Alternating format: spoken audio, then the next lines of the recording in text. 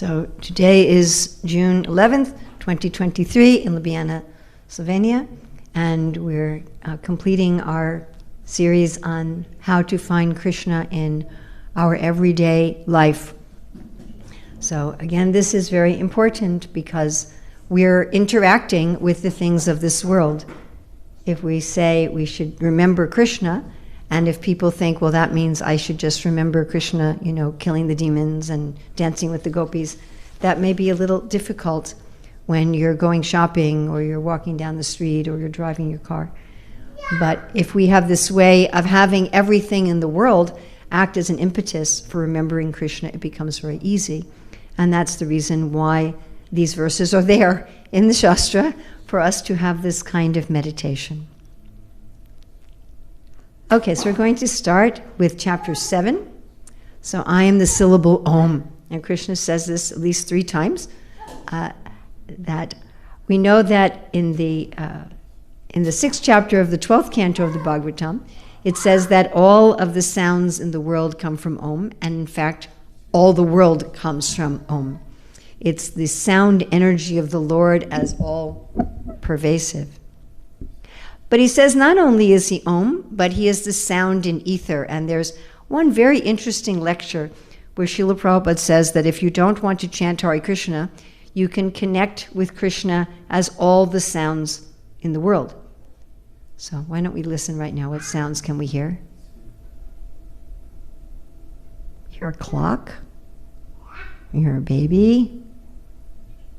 You hear a motor? Right? You can hear people talking. So all these sounds are actually Krishna. And if we meditate like that, how is this sound Krishna? How is this sound Krishna? We will find that we can find him in all the sounds of the world. I am the seed of all existence. This is also something Krishna says at least 3 times in these verses, that he is the seed. We can meditate on how bhakti is like a seed planted in the heart. Krishna is that seed, which then grows by hearing and chanting by the grace of the spiritual master. I am sex life according to religious principles.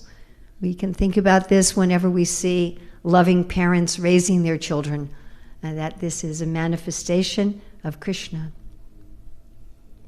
I am the strength of the strong, devoid of passion and desire.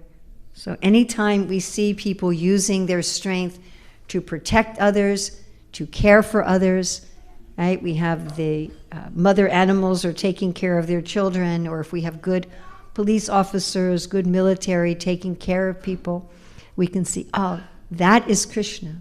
And whenever we use our own strength to protect and help others, that is Krishna acting through us. And I am the heat in fire. So can we feel, is there warmth in this room?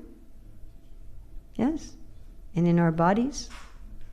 So that potency, if we can just feel it for a minute, that heat in the room, the heat in our bodies, that is Krishna.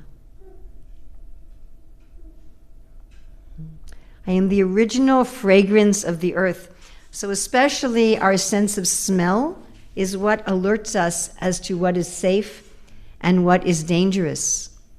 It is also, our sense of smell is the one most linked to our memory and to our emotions. And really all smells can help us remember Krishna. You could say, well, what about the bad smells? But the bad smells remind us that Krishna gives us a warning. Yes, that here is something that's rotten, or here is something that's infectious. It's an indication of his love. And of course, a lot of the taste of the food that we eat is really the fragrance. It's really the smell. Yes? We all study this in school. So when we are enjoying the different flavors of the food, that fragrance is Krishna. I am the penances of all aesthetics. So what is penance? Penance means when you do something wrong, you do something to recreate the balance. The most simple penance is an apology. I hurt you, I did something that was painful to you, I apologize. And We all know that genuine apologies are not easy, correct? False apologies are very easy. I am very sorry you felt offended. That is easy. But I apologize for having offended you and damaging our relationship. That is difficult. And Krishna is that penance that restores the balance of relationships. Of course, the ascetics, their whole life is dedicated to penance. Their whole life is dedicated to ultimately restoring the balance between us and the Lord. And that is Krishna himself. I am the life of all that lives. So the sense of wonder, of exuberance, of aliveness that we find in anything that is alive, the plants, the animals, the birds, the little bugs, ourselves, that sense of aliveness. Oh, again, I want to ask all of you, as we're going through this, pick 1, 2, or 3 that you want to meditate on in the next, let's say, 3 days. And then I'm going to ask you also at the end what you've already been meditating on and what you chose. The intelligence of the intelligent. So Prabhupada talks about how people are amazed at the brain of an intelligent person like Einstein, but they don't think, well, who created the brain of this intelligent person? That sense we get when we understand something, right? All of us have some intelligence. That, wow, I got it. That's Krishna, that sense, yes? Yes? Yesterday, for hours, I was looking for a particular word, and this morning I figured it out. And that intelligence, that's Krishna. The prowess of powerful men. So prowess especially means, in English anyway, the strength in battle. Whenever we get some protective strength like that, give us some little idea of Krishna's prowess in defeating evil and the demons. The light of the sun. So Krishna says many times that he is the sun. Many times in many different ways. So the light of the sun, we can be aware in this room. Can you see the sun in this room? Yes? Yes, definitely. And even in the light bulbs, that is indirectly light coming from the sun. So the light of the sun, it gives us a sense of safety. It allows us to see things as they are. It gives us knowledge and it gives us safety. And this sense, the light of the sun, it also can give us relief after it rains or after it's cold. So that sense is Krishna. I am the light of the moon. So the moon, of course, is very beautiful. It is always associated with romance, with relief. And whenever we see the light of the moon, that is Krishna. He is our ability. So we all have ability. We have the ability to sit. We have the ability to see, the ability to hear, the ability to walk. This is a very easy way to remember Krishna because we're using some ability 100% of the time, right? Our ability to fall asleep, our ability to wake up, all of these, that is Krishna. And of course, whenever we see some extraordinary ability, we can certainly appreciate it, but even the ordinary abilities. And this one Srila Prabhupada talks about a lot. He says, who doesn't drink water? Right? This refreshing, amazing, there's a taste in water. Yes? That taste of pure, clean water, that is Krishna. Of course, rasoham apsukantaya, rasa actually means any kind of liquid. And Prabhupada says that even the alcoholic, if they meditate on how Krishna is the taste of their alcohol, eventually they will become a saintly person. Just imagine. Okay, going on to chapter 9. Krishna says, I am the ritual. So, what does this mean? I mean, each of us have so many rituals in our life. But particularly here, Krishna is talking about the ritual of connecting with him. How does he like things?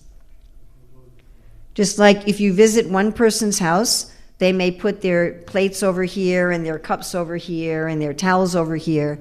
And you visit someone else's house, and they put their plates over here, and their cups over here, and their towels over there. Those rituals are an indication of the way they like things. So when you join the Hare Krishna movement, we learn so many different rituals, isn't it? I remember years ago in Split, one gentleman was saying, "Oh, the devotees told me there's no hard and fast rules, but the more I come, the more rules they are telling me." Right? But these little rituals that we do, they are Krishna. Why are they Krishna? Because they are Krishna's desire. They're the way he likes things. And Krishna's desire and Krishna are the same. So we can think of, when I'm eating just with my right hand, when I'm doing achma, and do this little ritual, that is Krishna. Then Krishna says that he is yagya. Yagya, Srila Prabhupada usually translates as sacrifice, but it doesn't mean like the English word sacrifice, like to give up something pleasant. It means some ceremony to connect with the Lord. So we have many ceremonies to connect with people we love. If I want to call my son, so I have a ceremony. I have to have a device. He has to have a device. Both of our devices have to have electricity in them. They both have to be connected. Then it has to be the right time, right? Both our sons live on the west coast of America, so right now it is 9 hours earlier for them. So 11:20 at night. So if I tried to call now, they would just be annoyed, right? Or they wouldn't even pick up the phone. And then I have to put in the right number.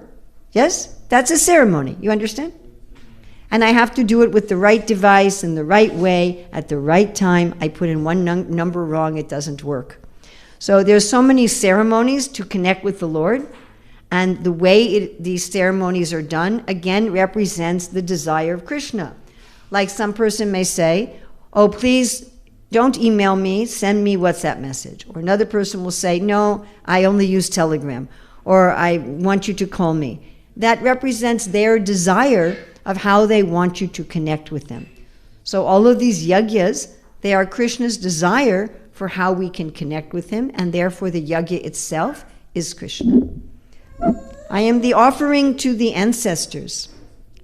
So Krishna very much likes that we respect and serve the elders in our family. Otherwise, family tradition and dharma tends to go away. This was, of course, Arjuna's concern in the Bhagavad Gita. So when we show respect and appreciation for our ancestors, Krishna is there. I am the healing herb. Okay? There's potency in different plants to heal different diseases.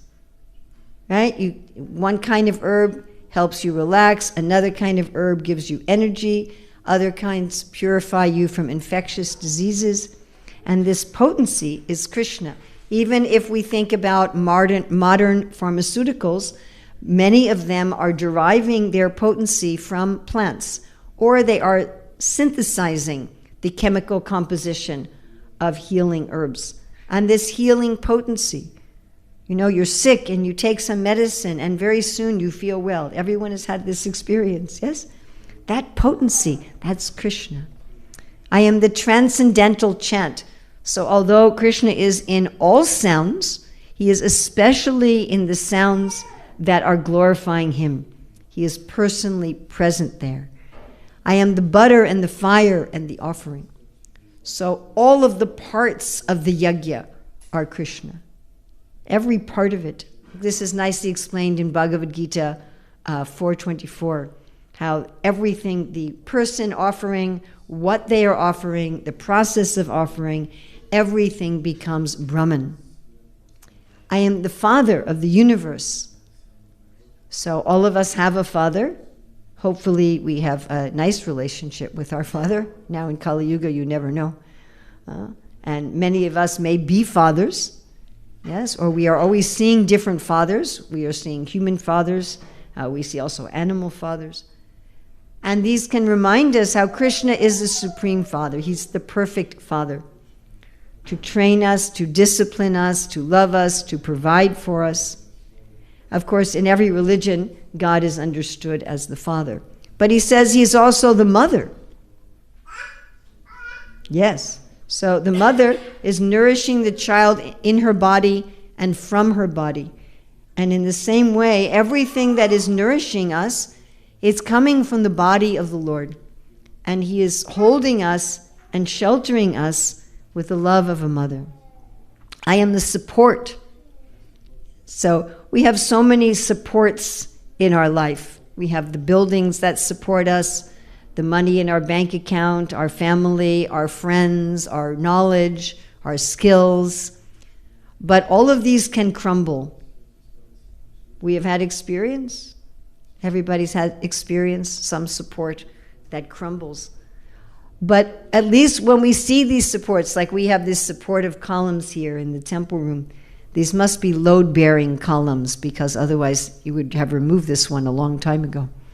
Yeah? So when we see these supports, we can think Krishna is the ultimate support. He is always there as our support. I am the grandsire. So Krishna is not just the father, but the father of the father of the father of the father. All of us are ultimately in the same family. Whenever we think about, big families, big dynasties, and who is the big patriarch of the family, we can remember that Krishna is the ultimate grandfather. I am the object of knowledge. Anytime we try to understand anything, whatever we try to understand is within Krishna and part of Krishna. There is nothing we can try to understand that is separate from Krishna. But he personally is the supreme object of knowledge. And when we know him, we know the essence of everything. I am the purifier. So we try to purify ourselves in so many ways, by bathing, by washing our clothes, maybe by taking certain medicines, maybe by talking to a counselor or a therapist, or going through the process of bhakti. Whatever purifies us, whether it's the water in our shower or the medicine or the good counsel of someone, that purifying potency. Now I feel, if things are clear, now I feel relieved. That is Krishna. Again, Krishna says that he is the syllable Om. Yes. Om is so simple and it's so short, but it's so profound. Krishna can seem that he is simple, a little cowherd boy herding his cows, blowing his flute, playing with his friends. But actually he's very deep and profound, like the sound Om. He says that he is all the Vedas, which of course come from the breathing of the Lord. I am the goal. Prabhupada says that if we're disturbed, it's because we don't have a clear goal. Whatever goals we make in this world, whatever effort we make to reach them, and the accomplishment that we feel upon attaining them are a little bit of the satisfaction and understanding we get when we make Krishna our supreme goal. I am the sustainer. So what keeps us alive? Air, temperature, water, food, right? Clothing, buildings, our friends, our community, the protection of the government. Our creative efforts also sustain us. Yes. Our blood going through our body. But Krishna is the ultimate potency in everything that sustains us. It's actually Krishna's energy working through that way. It's not really the air and the water and our friends and our creativity that sustain us. Ultimately, it is Krishna. I am the master. So, of course, master is not a very pleasant term in 2023 in most of the world. Nobody wants to be a servant and have a master. Everybody wants to be free. But still, everybody has a boss, yes? Everybody has a boss. Even the prime minister, the president, they have a boss. They're voted in by the people. Or their wife is their boss. Yes. Or their little grandchildren. Prabhupada talked about how this prime minister in England, he was acting as a horse for his grandson. Yeah. Whenever we deal with our boss, we can think, the supreme boss is Krishna. Of course, Krishna is also the master in the sense that he is the most expert. So whenever we see someone who has mastered some skill, Krishna is the supreme master. And I am the witness. So we can think of God, of course, as the ultimate witness in a legal sense, a judicial sense, but he's also the witness in that he cares. I think it is impossible to find any other jiva who actually cares about everything about us. You can try, right? You can say, hey, my dear friend, you love me very much. Please sit down for 2 hours. I will tell you everything I did today. Will you find some friend like this? I don't think so. Right? After 5-10 minutes maybe of listening to some friend's story, we become restless. But Krishna, he's witnessing everything we think, everything we do, forever. Who cares about us like this? I am the abode. Think about how we feel when we go home, even if your home is just a little room in the brahmacharya ashram. But how do you feel? I'm in my place, or even if it's the back seat in your car. I am home. I can relax. Krishna is that sense of, this is my shelter. This is my home. Sometimes I meditate on this in japa, that I'm just there in Krishna, like he's there as my home. And he is our refuge. Prabhupada writes in his purport in Bhagavatam 3:21-17 that Krishna is like an umbrella against against repeated birth and death. So sometimes we use umbrellas for the sun, sometimes for the rain, but Krishna is our refuge. And that, again, sense that we get when we come under an umbrella, but Krishna is the big umbrella. He doesn't blow away, he doesn't get turned inside out. Yes, he is always protecting us. And I'm the most dear friend. So I hope all of us have at least one good friend. How we feel when we're with a good friend. We can just relax, we can be ourselves, we have some sense of care, of fun, that we enjoy together. And if we multiply that by billions and billions and billions of times, how is Krishna our most dear friend? The creation and the annihilation. So these are very attractive things. We always enjoy creating things, and sometimes we enjoy destroying things too, yes? Like little children like to build towers out of blocks and knock them down. Yes. And we like watching other people create, and we also like watching other people destroy. The demolition crew.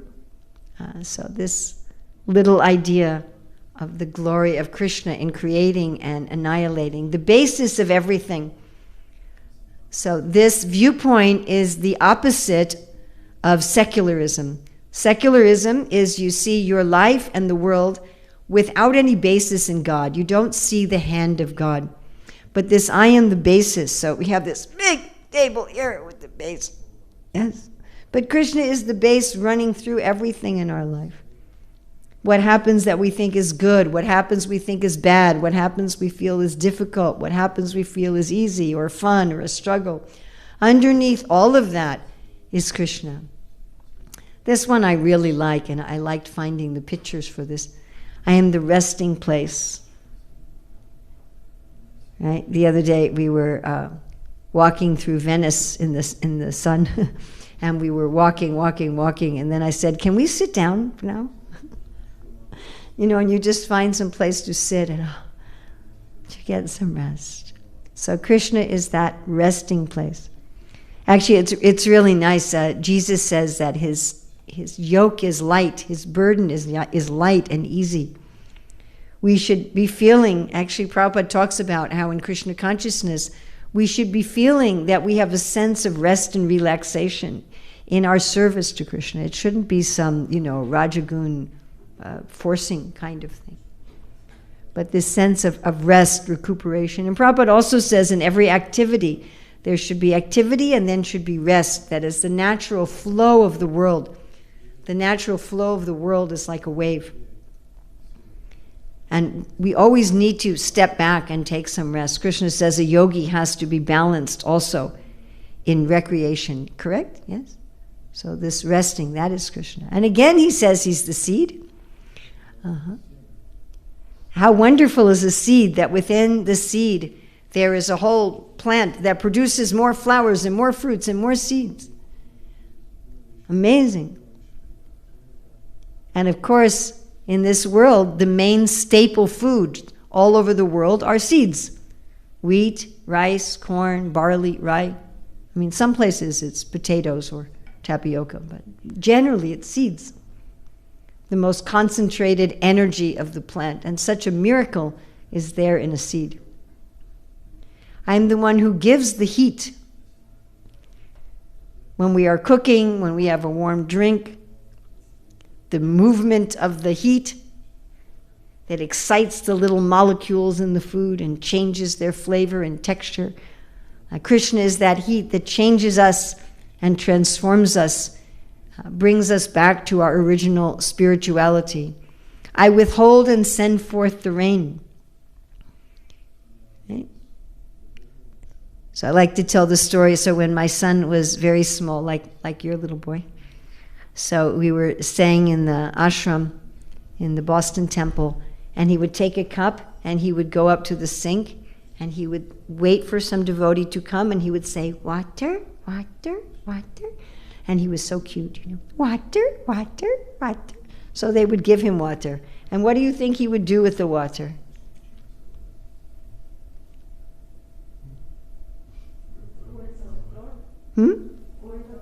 He would pour it on the floor, and then he would play with it. And then the devotees would be angry with me. And they're saying, why are you letting your son making a mess with water on the floor? I said, why are you giving him water? Water, water. So sometimes we would give water, sometimes not. So Krishna also, he gives the rain, and sometimes he withholds the rain also. Immortality and death. Death reminds us that we don't own anything, that nothing was ever ours. Right? And Krishna can come even without courtesy, like the landlord may have to inform you that you have 1 month to vacate your apartment, but Krishna doesn't even have to inform you. I'm taking it now. Okay, chapter 10. Beginning, middle, and end of all beings. The excitement when the baby is born, the enthusiasm, strength of the youth, the slowing down, the contemplation of old age, that is Krishna. Of all of the children of Aditi, he is Vamandev. Again, he tells us he's the sun. Our happiness in the sun, our relief in the sun is Krishna. Of all the Maruts, I am Marichi. Of the stars, I am the moon. The moon is like the king of the stars. Jai Shishi Panchatattva Jai Shishi. It appears that the moon is dancing as it moves through the night sky, surrounded by the stars, reminding us of how Krishna likes to dance with his boyfriends and the gopis. He is the Samaveda among the Vedas. He is the chief of the demigods. In all societies that recognize demigods, they always had the god of thunder as the chief. Yes, the thunder, the lightning remind us that Krishna is represented by Indra. This is interesting. Of the senses, I am the mind. Often we think of our mind as troublesome, but actually it's the master of the senses. And when we are filling our mind with Krishna, then we are connecting that Krishna actually is the mind. I am the living force. Our consciousness, our awareness, our sense of possibilities. That sense of aliveness, of awareness, that I'm aware of myself, that is Krishna. Of all the destroyers, the Rudras, the anger, he is Shiva, who is a great devotee and full of auspiciousness. that everything that is destructive is ultimately auspicious. Of all of the yakshas and rakshasas, these are the little nature spirits. They're kind of below the devas. So of all of them, he is their chief who controls all the opulence in the universe. He is the fire god. He is the mountain of Meru, which is the amazing pivot of our universe, so difficult to understand, like Krishna is difficult to understand. He is the chief priest of the demigods. He is the greatest general in the universe, Kartikeya. In South India especially, many people worship Kartikeya. He is the ocean. So deep, so broad, fascinating, full of life and variety that is secret and hidden from us. He is the greatest sage in the universe. Again, he tells us he is Om. Jiva Goswami talks us how the in Om is Krishna, the U is Radha, and the is the living entities. Of all the different yagyas, he is especially the chanting of the holy names. We talked about how yagyas are ceremonies of connection, but chanting Krishna's name, that is especially Krishna, because you don't need any special paraphernalia, you don't need any special time, you don't need any special place, you don't need any special kind of ritual. Just even in your mind, you can say the name of Krishna. Of immovable things, he is the Himalayas. We don't have them here, but you have some mountains here that are immovable. And we can think how Krishna is immovable in his determination to bring us back to him. He is the banyan tree among trees, so you don't have any banyan trees in Slovenia, right? How many of you have seen a live banyan tree? Just a few of you. So they are really like a king of trees. They just spread out everywhere, and you cannot even tell where the beginning of them is, like Krishna. And he is Narada, Chitrarata. He is Kapiladev. He is the beautiful Ucheshrava, who came from the ocean of milk, and Airavata, who came from the ocean of milk. Among humans, he is the king. The political leaders are meant to represent Krishna, and when our political leaders act properly, which they don't do very often in Kali Yuga, but when they do act properly, we can see, yes, they are representing Krishna. And of all weapons, the lightning. When we were driving here from Italy, we saw lightning. What a great weapon. Who can create a weapon like a thunderbolt? And of course, the lightning, it also illuminates the sky. Krishna is like this weapon that cracks the darkness and ignorance in our heart and illuminates us with transcendental knowledge. He is the Surabhi that gives unlimited milk and whatever you want. Krishna is like this. He's just like, think of Mahaprabhu in his Leela, where he was just giving everyone benedictions, whatever they wanted. Now, people have children for many different reasons, but Krishna says the best reason to have children is the love between the husband and wife.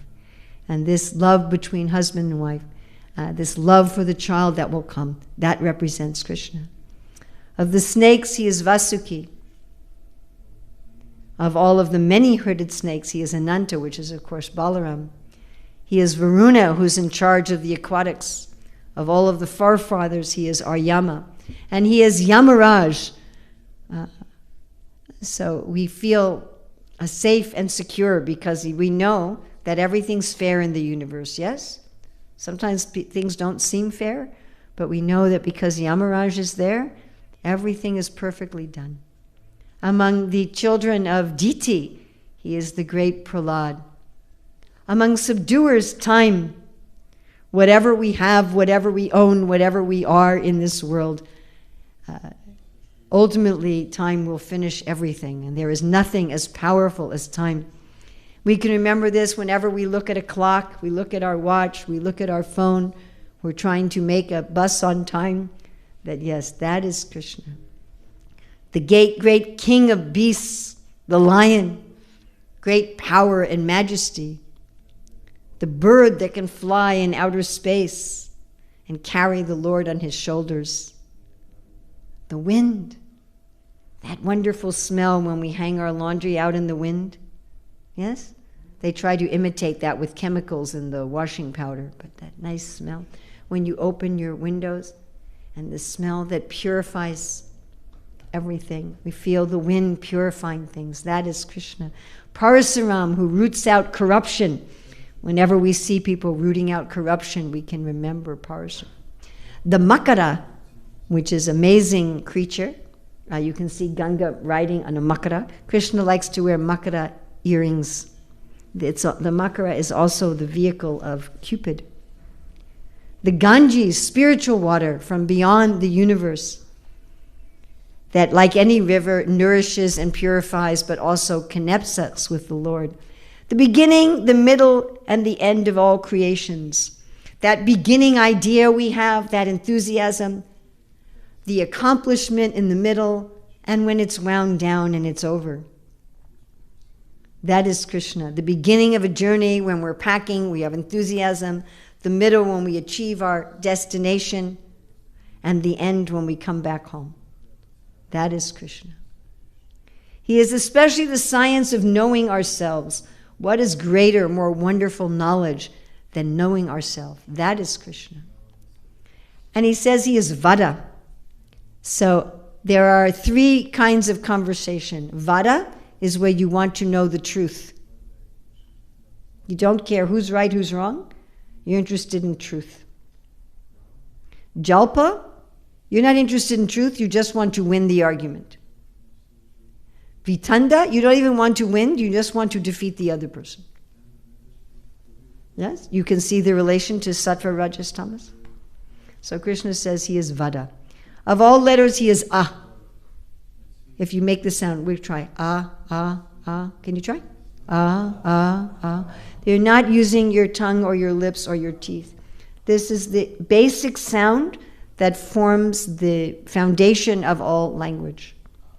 The compound words, the dual compound, like Krishna, Rama, Krishna in Sanskrit, inexhaustible time. So not only subduing time, but inexhaustible time. That time goes on, it never ends. Yes? Always something else beginning. Manifesting through Lord Brahma, who creates everything. Not only the death of our body, but maybe the death of a job, the death of a relationship, the death of living in a particular place, the death of a project, the death of our education, the ending of things, when things die, when they're finished, that gives birth to a new life. After every death, there is a new life. That death, that finish is Krishna. Generating seed, generating principle of all that is yet to be. This is before the beginning. Sometimes things happen in our life and we don't see the significance at the time, but later we look back and say, oh, that conversation, that thing, that was the generating principle of all these other things. That is Krishna. When women are famous, like Gandhari, Saraswati, that fame of women is Krishna. The great beauty and opulence of women is Krishna. Something powerful. Women need to be careful how they handle their beauty, knowing that is Krishna's potency. The fine speech of women. Women have been controlling society through their speech, either public or private, since the beginning of time. Yes? And that is Krishna. The memory of women.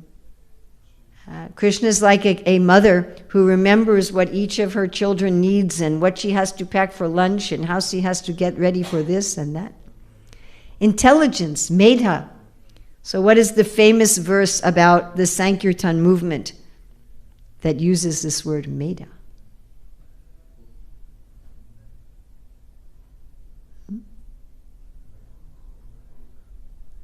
Anyone who has Sumedasa, yes?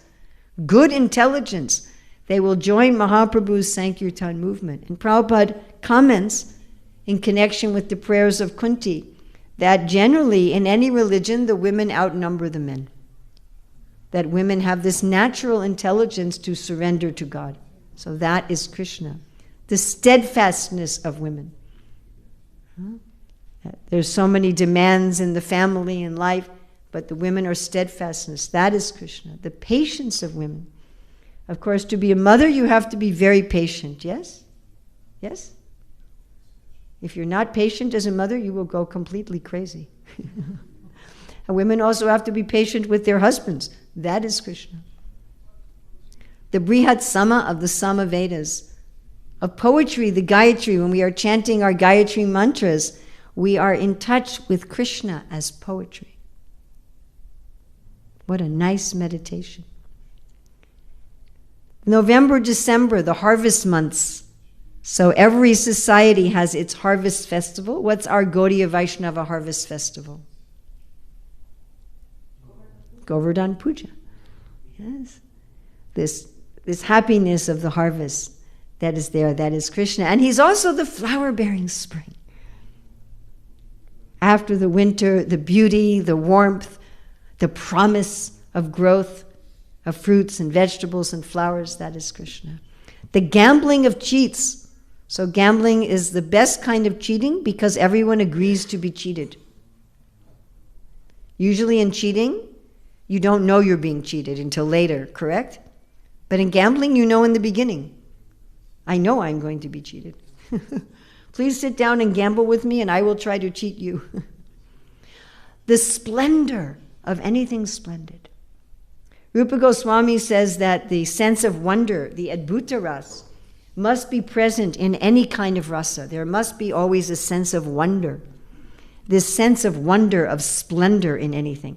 That is Krishna. Victory. Whenever we are victorious, maybe we're victorious over a bad habit. Maybe we only ate one piece of cheesecake. Maybe we chanted all our rounds with attention. Maybe wherever we are victorious. That sense of victory is Krishna. Adventure. That excitement, that thrill, that not knowing what's going to happen next, that is Krishna. Whatever strength we have. Where I stay in North Carolina, we have some very strong brahmachari. His arms are like this big. And people like to say, whenever there's some heavy task, Bhakta Chris, you please do this. So Krishna is his strength. Of all of the Vishnus, he is Balaram. Of the Pandavas, Arjuna. Of the sages, Vyasadeva.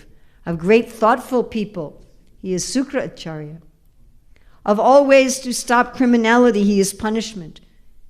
If we are feeling safe walking down the street because the criminals are getting punished, that is Krishna. This is very important. Of all ways to be victorious, he is morality. Right? The demons are not interested in trying to be victorious through morality. But this is the essence of victory. And even if we apparently lose, if we have been moral in our fight, then we are actually victorious. Have you experienced this? You know you stuck to what was right and what was ethical and what was moral. And so even though apparently you didn't win, you felt satisfied. Yes? Everyone has experienced this? That is Krishna. Of secret things I am silence. Prabhupada writes in this purport that silence is the most powerful among hearing and chanting. Why is that? Because in the silence, we can hear the Lord. We can become aware of the Lord. The wisdom, the insight of the wise. Yes? Without Krishna, there is no wisdom. Oh, again a seed. We can meditate on how the seed, right, has all the instructions for the plant in a protective boundary. Similarly, Krishna gives us all instructions in our life, protected very nicely in the scriptures. Everything that is opulent is just a spark of his splendor.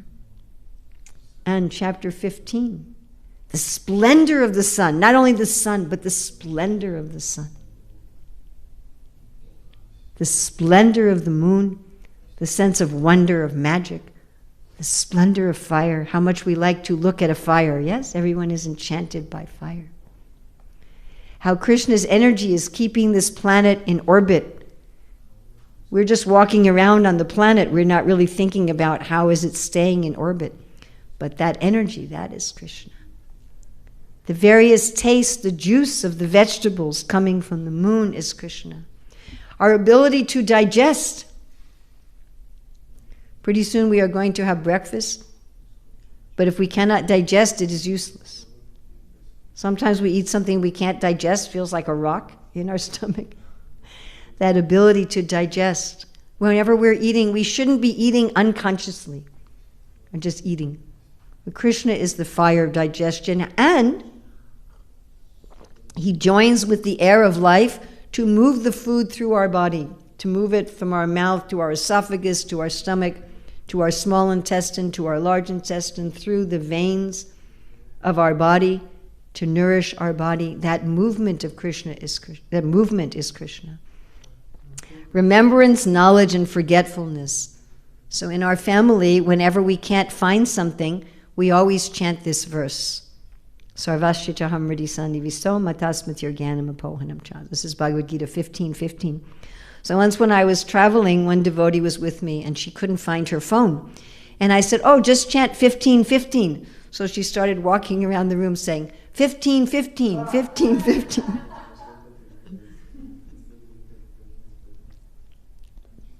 Srila Prabhupada ki jai.